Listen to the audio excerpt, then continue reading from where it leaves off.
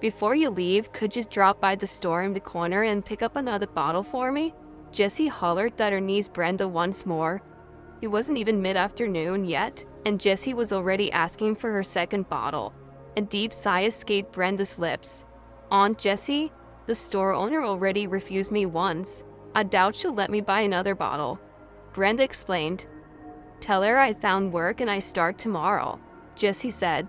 "But auntie, that's not true. You've been cooped up inside for weeks, not even making an effort to seek a decent job." Brenda finally exploded with frustration. "So, after everything I've done for you, that's your response, huh? You little ingrate. I welcomed you into my home when no one else would? And now you have the audacity to lecture me about my life?" Brenda gazed at her aunt, her eyes brimming with sorrow. She felt a sense of powerlessness as she realized that there was little she could do to steer her aunt back onto a path of wellness.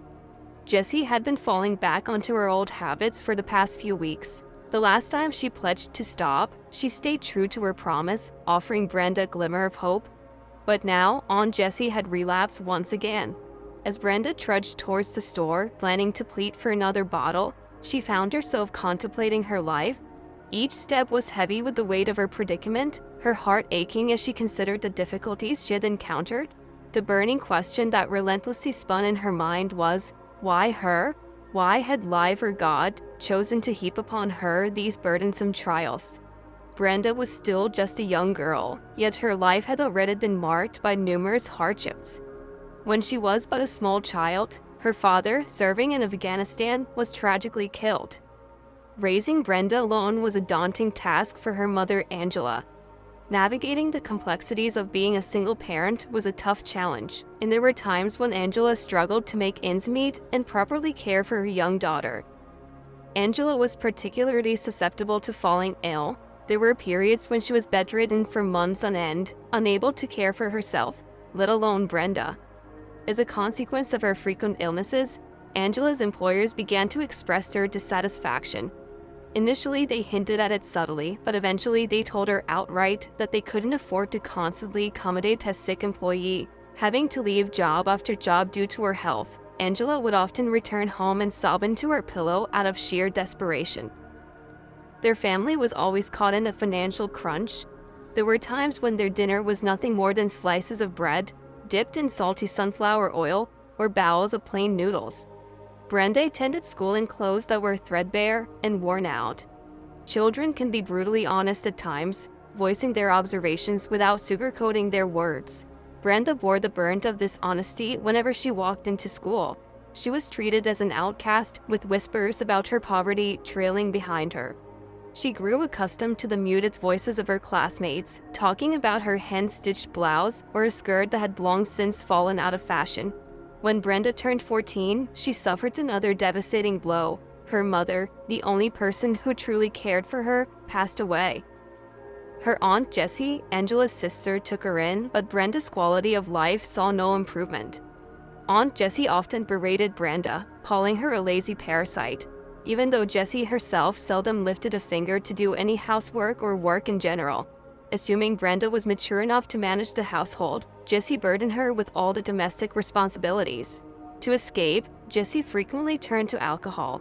Brenda was often dispatched to the store to fetch her aunt's liquor. The store manager, a close friend of Jessie's, seldom denied her credit. Jessie cherished her evening bottle of wine. When money was tight and she had racked up a substantial debt at the store, Jessie would visit her neighbor who made homemade cider.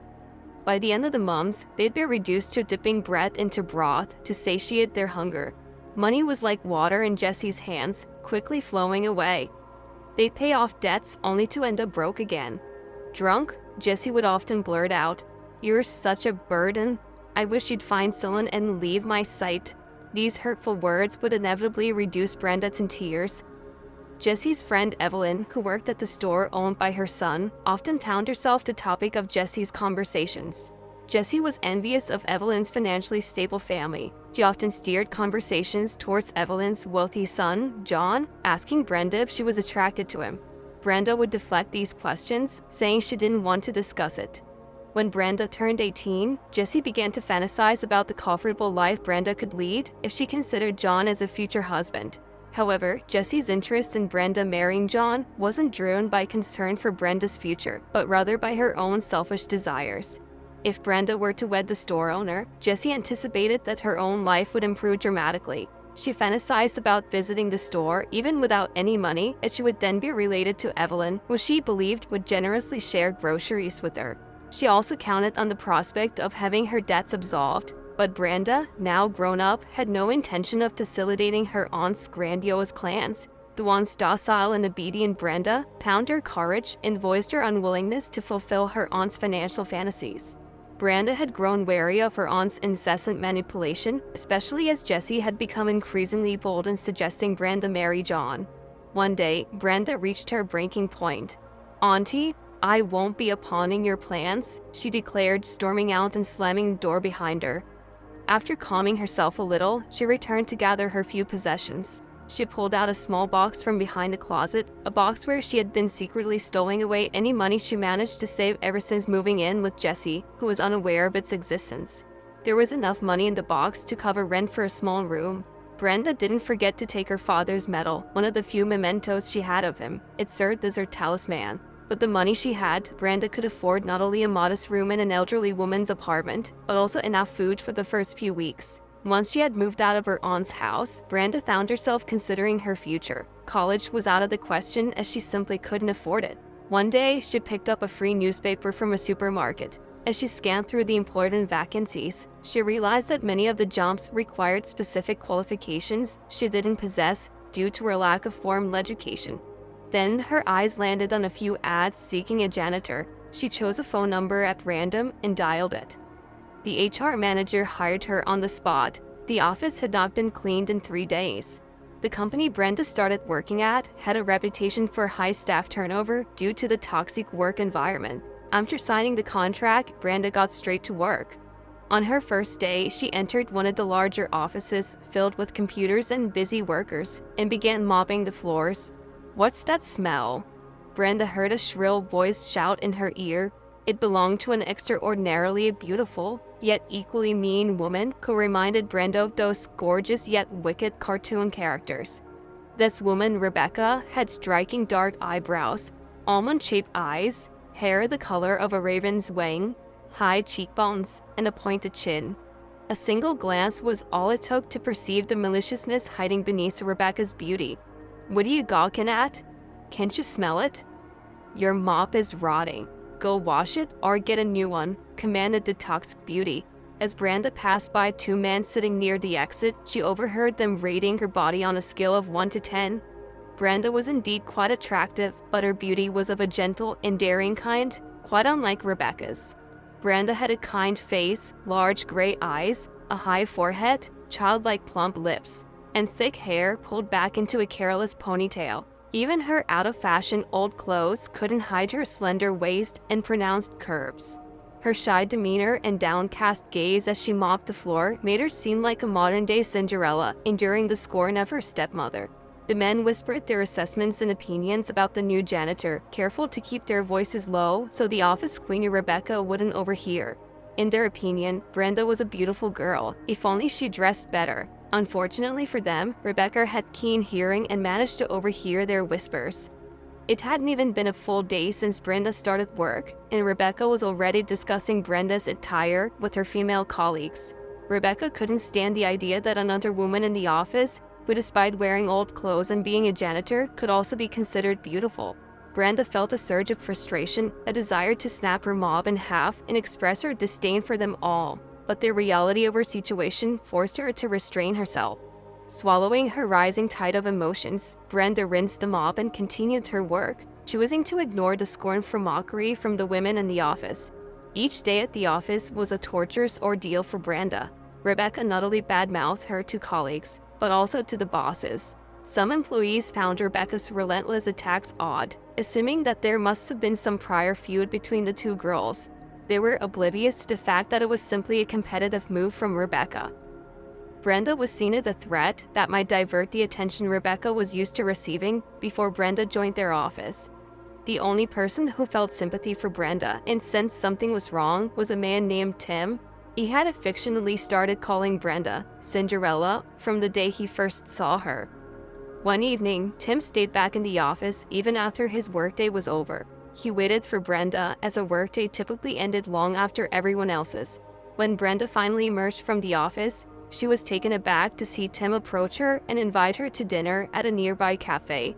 They quickly struck up a friendly conversation, and Brenda was pleasantly surprised by Tim's polite and attentive behavior. But the next day, one of Rebecca's friends confronted Brenda in one of the office rooms. "Are you out of your mind, spending time with Tim?" she began. "He's Rebecca's boyfriend. Didn't you think about that before talking to him? They're engaged, for crying out loud. Do you know what she'll do if she finds out you were out with her boyfriend at a cafe? Just wait till she becomes a department manager, then you'll see some real fun." Nancy ended her tirade with a malicious grin. The following day, Brenda faced an unsettling surprise. As she was passing a conference room, she saw Rebecca and a few other girls chatting. Rebecca noticed her and beckoned her to come in. As Brenda walked in, the first thing Rebecca said was, "I love your vintage clothes. Which thrift store did you pick them up from?" The other girls looked surprised, uncertain whether this was a serious question. Then Rebecca added, "And your shoes? They're like antique Spanish boots." It was evident that she was creatively mocking Brenda's outfit, aiming to belittle her in front of everyone else. The other girls giggled in response, trying to align themselves with Rebecca's apparent humor. They didn't want to sour their relationships with someone as ambitious as Rebecca. From that moment on, Tim stopped inviting Brenda out. If they crossed paths in the hallway, he'd feign a phone call or shift his gaze elsewhere, unable to look directly at the girl he was beginning to have feelings for. He was ashamed of his betrayal, having laughed along with everyone else at Rebecca's pointed jibes.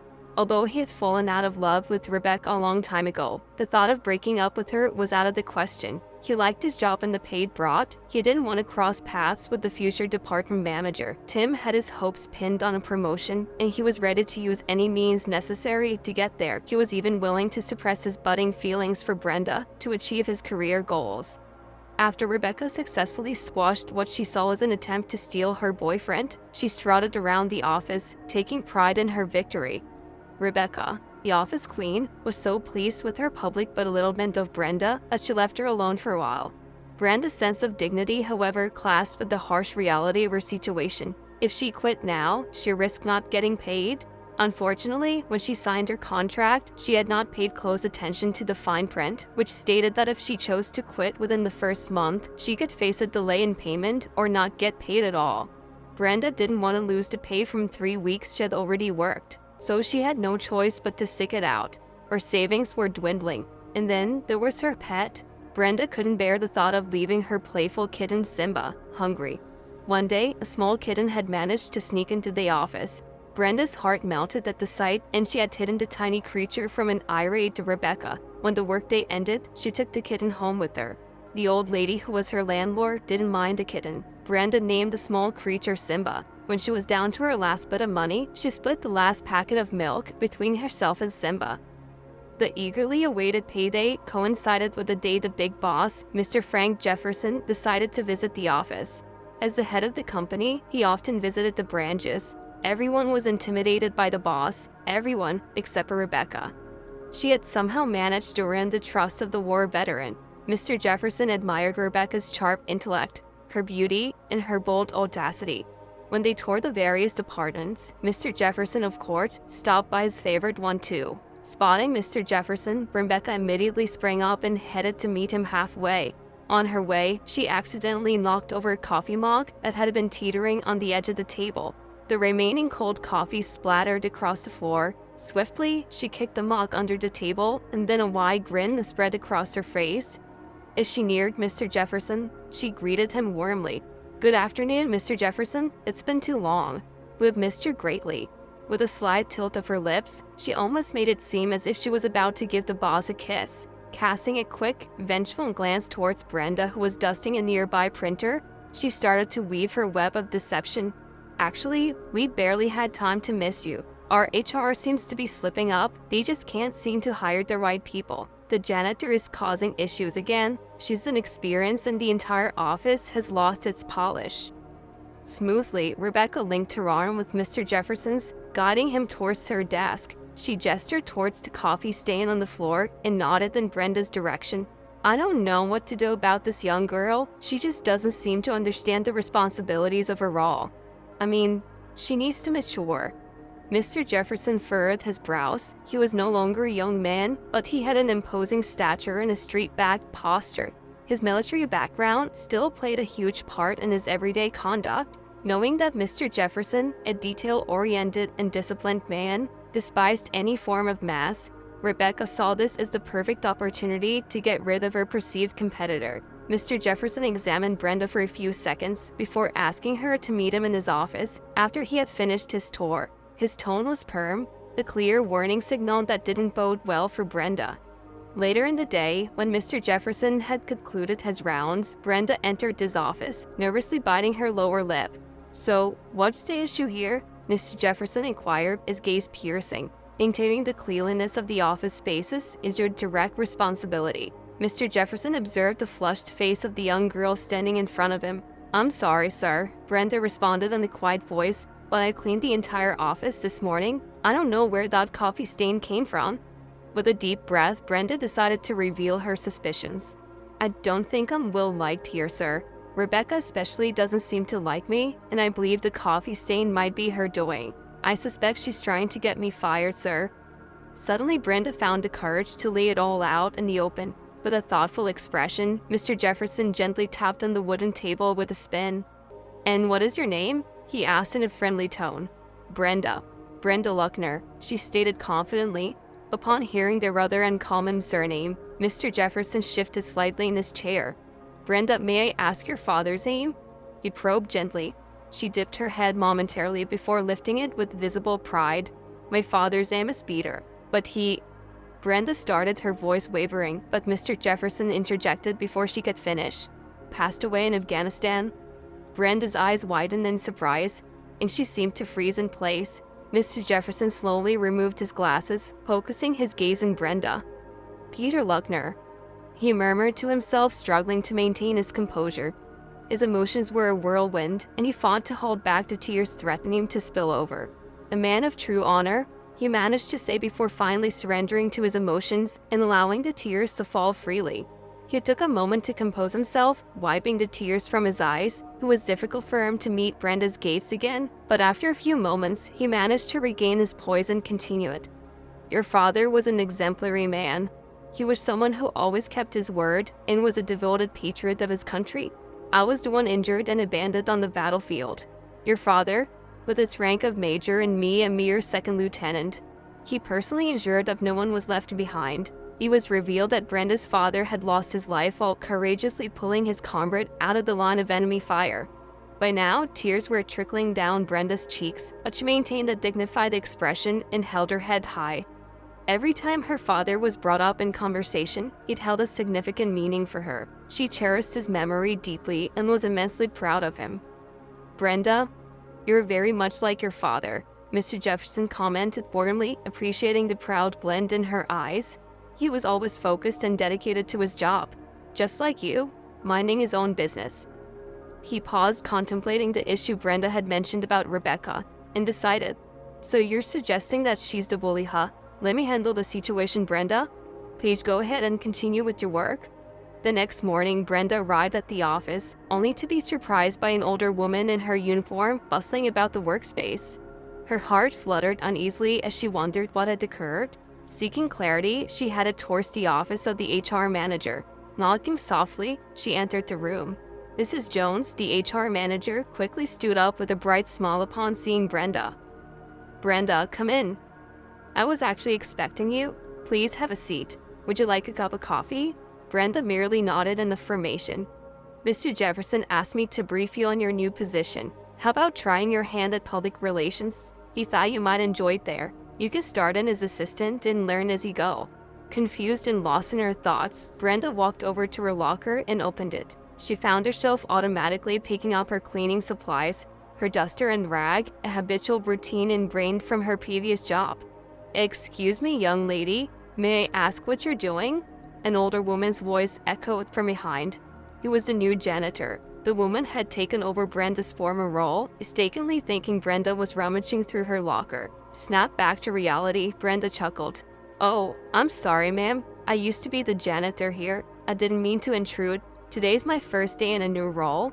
The older woman smiled kindly and commented, "Oh, so you're the girl Mr. Jefferson told me about. You were doing a fine job around the office."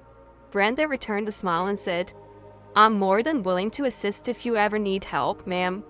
In the afternoon, Mr. Jefferson made his entrance and requested Brenda to join him in his office. "How are you finding your new position?" Mr. Jefferson inquired, his smile warm. "I'm not too familiar with it yet, but I'm eager to learn," Brenda replied. "That's the spirit." He approved. "How's your mother doing? Where are you currently living?" Brenda shared their story, and once she finished, Mr. Jefferson hastily jotted down an address on a piece of paper. Rising from his chair, he retrieved a set of keys from his drawer. "Here's an address, and these are the keys. The apartment is vacant. Please move in and don't say anything more." Brenda looked at Mr. Jefferson, her expression filled with unsaid words. Noticing this, he reassured her. "Brenda, this is nothing in comparison to what your father did for me. If it wasn't for him, I wouldn't be here today."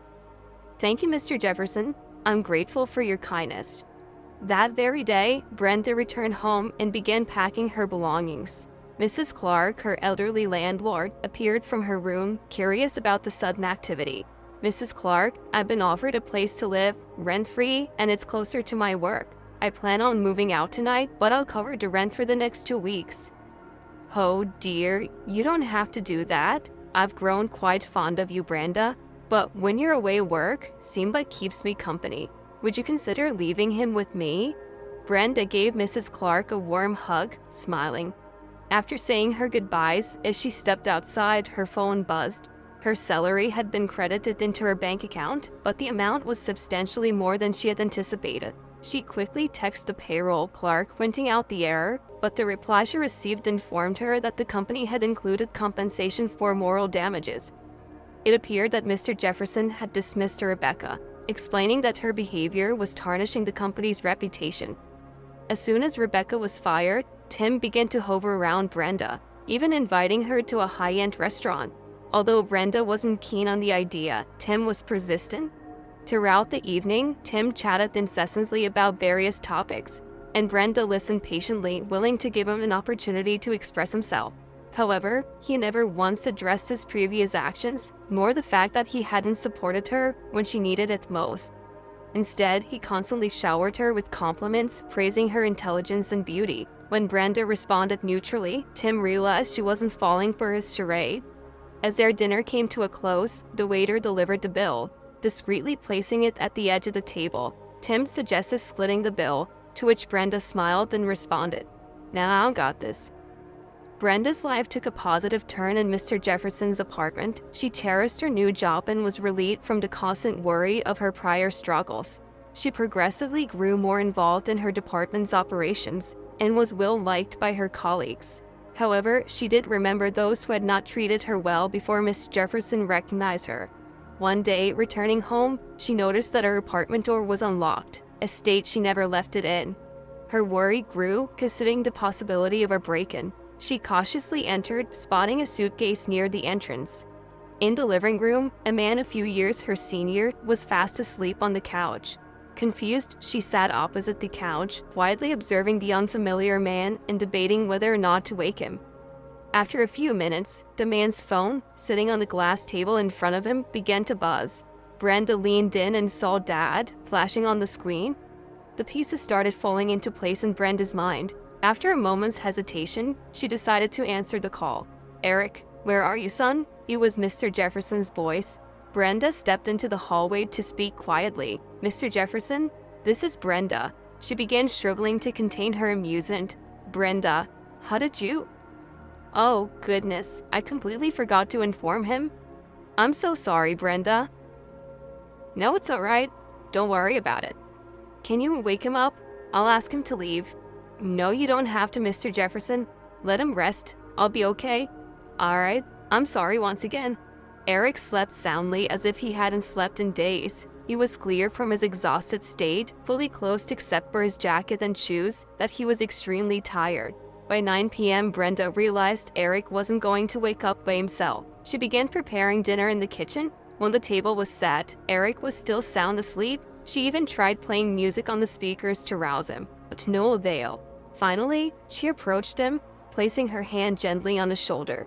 At her touch, his eyes snapped open immediately, catching Brenda off guard with his sudden alertness. Eric jolted upright on the couch, blurting out, "Excuse me, who are you?"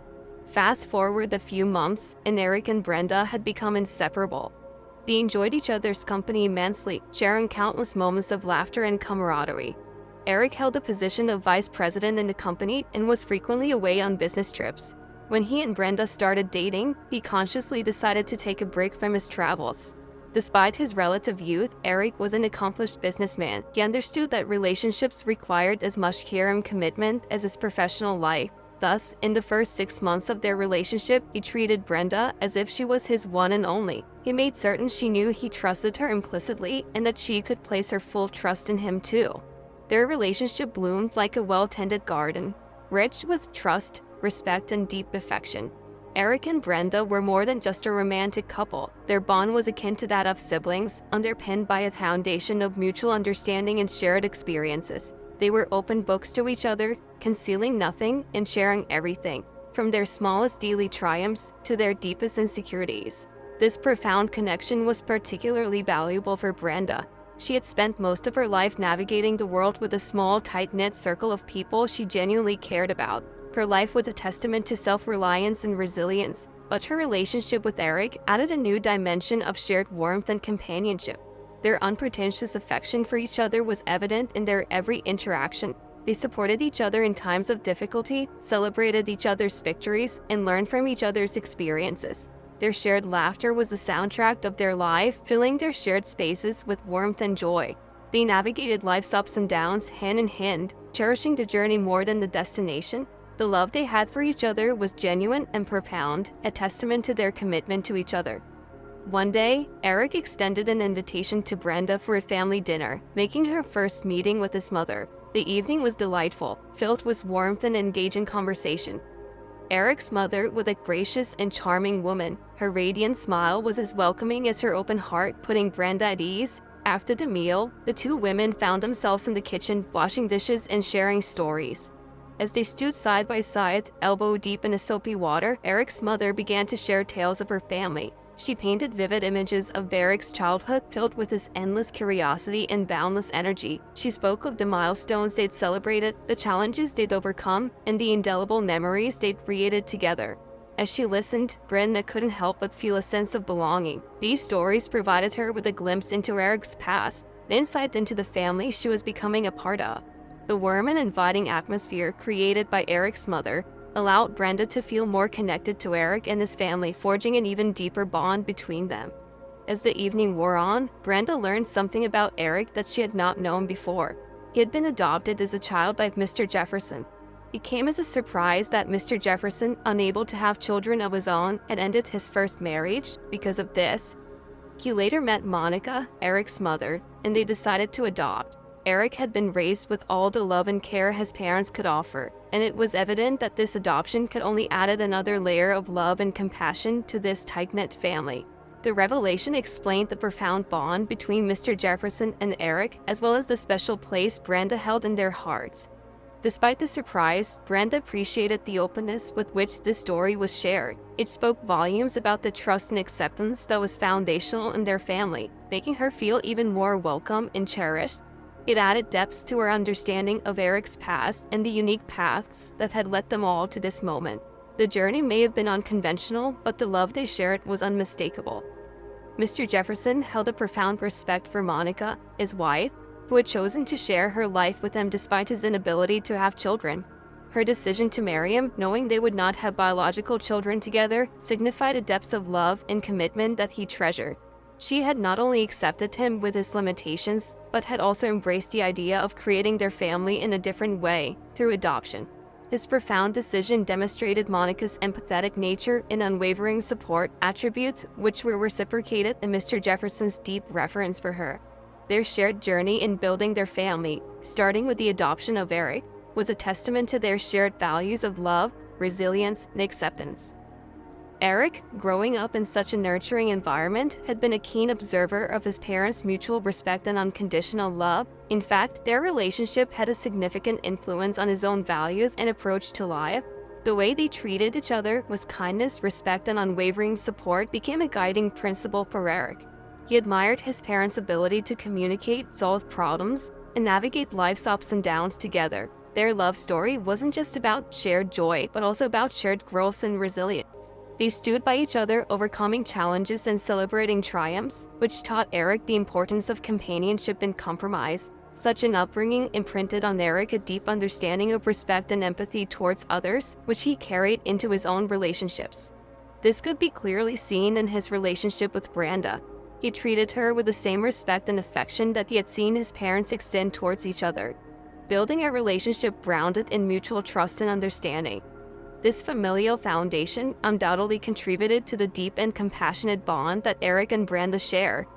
Once the pleasant dinner was over, Brenda and Eric returned to their apartment, a shared space filled with warmth and memories. For Brenda, the reality of her present situation was somewhat surreal. It felt like she was living in a dream, one too good to be true. Every detail of her life seemed to fall into place like perfectly fitted puzzle pieces. From her satisfying job in public relations to her deepening relationship with Eric, everything was aligning in a way that felt magical. She found herself reflecting on her journey as they settled into their cozy living room. There she was, no longer the lonely janitor from months ago, but a cherished part of a loving family and a successful professional thriving in her career. The transformation was so drastic yet so seamless, it was hard for Brenda to fully grasp. But as she glanced at Eric, who was sitting beside her with a soft smile on his face, she felt a deep sense of gratitude. Life may have thrown countless challenges at her, but it had also gifted her with unexpected blessings, and for that, she was profoundly grateful. Each passing day only strengthened her belief in the power of resilience and the magic of new beginnings. Indeed, for Brenda, life felt beautifully magical. In just a few more months, Brenda found herself engaged to Eric, with their wedding date fast approaching. One tranquil evening, as they were immersed in wedding preparations, discussing the guest list and invitation designs, Brenda felt compelled to share something with Eric. "Eric," she began, her voice softened by a wave of emotion, "I've seen a lot of hardship in my life, and honestly, I never imagined that I would find someone like you. You've taught me so much, changed my life in such profound ways. If it weren't for you, I might never have found the courage to say what I'm about to say. I want to invite my aunt to our wedding. I hope you wouldn't mind." Eric's face lit up with pure joy as he heard Brenda's words. Being well aware of the complex relationship between Brenda and her aunt, he had quietly hoped that one day Brenda would find the strength to let go of past grudges.